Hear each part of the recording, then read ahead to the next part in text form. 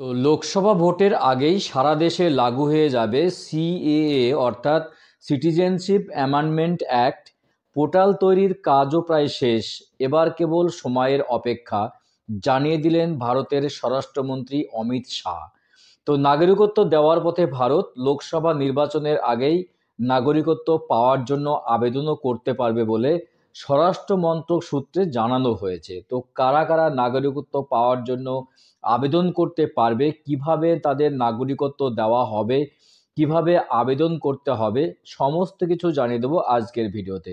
Video ভালো লাগলে অবশ্যই চ্যানেলটি সাবস্ক্রাইব করে পাশের ঘন্টাটি বাজিয়ে রাখবেন এই ধরনের লেটেস্ট আপডেট পাওয়ার জন্য, এবং বেশি বেশি করে লাইক এবং শেয়ার করবেন। তো চলুন দেখে নিই এ সংক্রান্ত বিষয়ে কি আপডেট রয়েছে, চলুন দেখে নিই।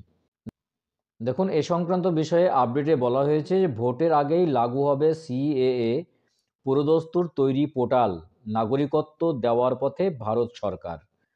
তো তৈরি হয়ে গিয়েছে পোর্টাল, সংশোধিত নাগরিকত্ব আইন অর্থাৎ সিটিজেনশিপ অ্যামেন্ডমেন্ট অ্যাক্ট লাগু হওয়া এখন কেবল সময়ের অপেক্ষা।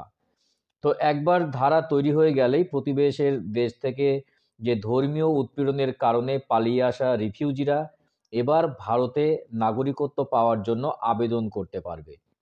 তো শোনা যাচ্ছে যে লোকসভা নির্বাচনের আগেই নাগরিকত্ব দেওয়ার কাজ কিন্তু শুরু হয়ে যাবে, এবং আসন্ন বাজেট অধিবেশনে এই ধারায় কিন্তু সংসদীয় সিলমোহর কিন্তু পড়ে যাবে। সিএএ আইন অনুযায়ী বাংলাদেশ, আফগানিস্তান এবং পাকিস্তানের মতো মুসলিম প্রধান দেশের যে সংখ্যালঘু রয়েছে, সেই সংখ্যালঘু মানুষেরা যদি ভারতে আশ্রয় নিতে চান তাহলে ভারত সরকার কিন্তু তা দেবে। এবং গতকাল ওই আইনের যে ধারা তৈরির জন্য ফের কিন্তু একবার 6 মাসের মেয়াদ বৃদ্ধিতে সিলমোহর দিয়েছে সংসদীয় সচিবালয়। যদিও এবারে এই ধারা তৈরি হবে কিনা তা নিয়ে সংশয় প্রকাশ করছে বিরোধীরা। তো প্রসঙ্গত উল্লেখ্য যে এই আইন বাস্তবায়িত হলে বহু মানুষ উপকৃত হবেন বলে দাবি বিজেপির। বিশেষ করে মতুয়া সমাজের নাগরিকত্ব পাওয়ার যে দীর্ঘদিনের একটা দাবি, এবার তা সার্থক হবে।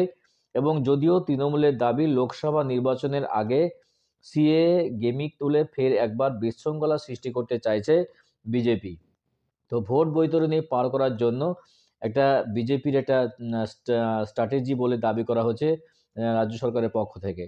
এবং এ প্রসঙ্গে জানিয়ে রাখা ভালো যে নাগরিকত্ব আইনের সমস্ত কিছু অনলাইনেই হবে বলে খবর, এবং স্বরাষ্ট্র মন্ত্রক সূত্রে জানিয়েছে যে অনলাইন পোর্টালের মাধ্যমে আবেদন করতে পারবে ইচ্ছুক ব্যক্তিরা, এবং তারা কোন সালে ভারত এসেছিলেন, কতদিন ভারতে বসবাস করেছেন, এই সমস্ত তথ্য কিন্তু তাদেরকে জমা দিতে হবে ইচ্ছুক ব্যক্তিদের। এমনকি আবেদনকারীদের কোনো কাগজপত্র অবধি কিন্তু দিতে হবে না। তো আবেদনের পর ওই ব্যক্তির বিষয়ে বিশদ তথ্য কিন্তু পর্যবেক্ষণ করে নাগরিকত্ব দেওয়া যাবে কিনা সেই সিদ্ধান্ত কিন্তু নেওয়া হবে। এবং যদিও এই অনলাইন পোর্টাল এখন চালু হয়নি, পোর্টাল তৈরির কাজ শেষ হয়ে গেছে কিন্তু চালু হয়নি, তবে পোর্টাল তৈরির কাজ সম্পূর্ণ স্বরাষ্ট্র মন্ত্রক সূত্রে দাবি। এবং বাজেট অধিবেশনের এই ধরনের ধারা পেশ হবে সংসদে, এবং সেখান থেকে কিন্তু ছাড়পত্র মিললেই শুরু হয়ে যাবে পোর্টালের কাজ এবং অনলাইন আবেদনের কাজ। তো গুরুত্বপূর্ণ আপডেট দেওয়ার চেষ্টা করলাম আজকের ভিডিওতে। বুঝতে পারলেন যে গোটা আপডেটে যেটা বলা হলো যে পোর্টাল তৈরির কাজ কিন্তু শেষ হয়ে গিয়েছে, এবং লোকসভা ভোটের আগেই কিন্তু আবেদন জমা পড়তে পারে বা আবেদন করতে পারবে। তো যারা প্রতিবেশী দেশ রয়েছে সে সমস্ত দেশ থেকে এসে তারা যদি নাগরিকত্ব দাবি করতে পারে বা নাগরিকত্ব যদি আবেদন করতে পারে বা করে, তাহলে কিন্তু তাদের নাগরিকত্ব দেওয়া হবে। খুব গুরুত্বপূর্ণ আপডেট দেওয়ার চেষ্টা করলাম আজকের ভিডিওতে। ভিডিও ভালো লাগলে অবশ্যই চ্যানেলটি সাবস্ক্রাইব করবেন, পাশের ঘন্টাটি বাজিয়ে রাখবেন এই ধরনের লেটেস্ট আপডেট পাওয়ার জন্য। তো দেখা হচ্ছে নেক্সট ভিডিওতে এই ধরনের গুরুত্বপূর্ণ আপডেট নিয়ে। ভালো থাকবেন, সুস্থ থাকবেন, অসংখ্য অসংখ্য ধন্যবাদ।